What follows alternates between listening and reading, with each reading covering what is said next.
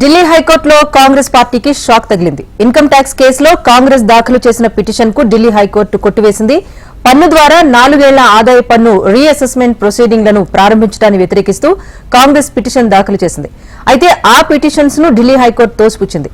కాగా ఇప్పటికే తమ అకౌంట్స్ ను ఐటీ శాఖ ఫ్రీజ్ చేసింది అంటూ కాంగ్రెస్ అగ్రనేతలు ఆందోళన వ్యక్తం చేశారు.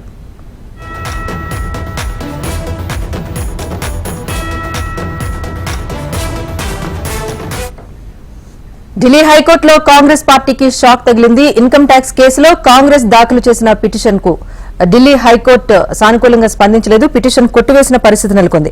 ఇటీవలే కాంగ్రెస్ అగ్రనేతలు కూడా ఈ అంశంపై ఆందోళన వ్యక్తం చేసిన సిచ్యువేషన్ మనం చూసాం. అప్డేట్ ఢిల్లీ నుంచి మా ప్రతినిధి శిరీష్ అందిస్తారు.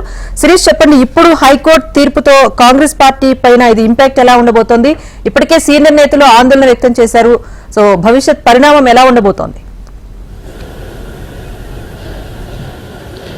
రాజేశ్వరి, ఎన్నికలు సమీపిస్తున్న వేళ కాంగ్రెస్ పార్టీకి ఇది పెద్ద ఎదురు దెబ్బ అని చెప్పొచ్చు. ఎందుకంటే రేపు ఎన్నికల్లో ఖర్చు కోసం పార్టీ అకౌంట్ నుంచే ఖర్చు చేయాల్సి ఉంటుంది.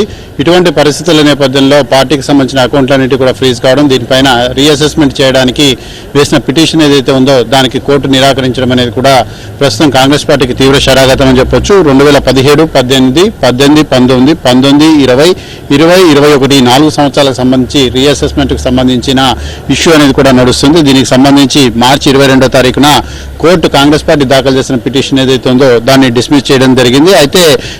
అయితే కాంగ్రెస్ పార్టీ రీఅసెస్మెంట్, ఈ ప్రొసీడింగ్స్ ను రీఅసెస్మెంట్ చేయాలని చెప్పేసి కూడా ఛాలెంజ్ చేస్తూ పిటిషన్ అనేది కూడా దాఖలు చేయడం జరిగింది. ముఖ్యంగా ఈ పిటిషన్ వచ్చేసి 2014, 15, 16, 16, 17 సంవత్సరాలకు సంబంధించిన కేసు అని చెప్పేసి చెప్పొచ్చు. అయితే దీనికి సంబంధించి ఏదైతే పిటిషన్ దాఖలు చేస్తుందో ఆ పిటిషన్ పైన జస్టిస్ యశ్వంత్ వర్మ, అదేవిధంగా జస్టిస్ పి కుమార్ యాదవ్లతో కూడిన ధర్మాసనం ఈ పిటిషన్లను రిజెక్ట్ చేయడం కూడా జరిగింది.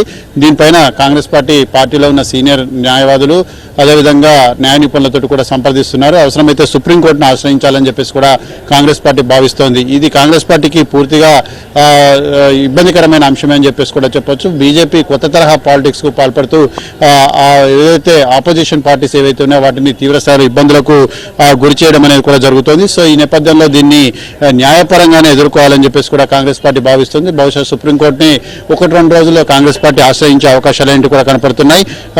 ఈ నేపథ్యంలో పార్టీకి సంబంధించి రోజువారీ కార్యకలాపాలకు కూడా అమౌంట్ ఖర్చు చేయడం అనేది కూడా ఇబ్బందికరంగా మారుతోంది.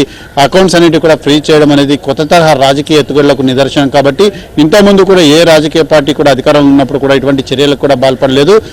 కానీ అధికారంలో ఉన్న బీజేపీ మాత్రం కాంగ్రెస్ పార్టీని తీవ్రస్థాయిలో ఇబ్బందులకు గురి చేయాలనే ఉద్దేశంతో ఇటువంటి చర్యలకు పాల్పడింది.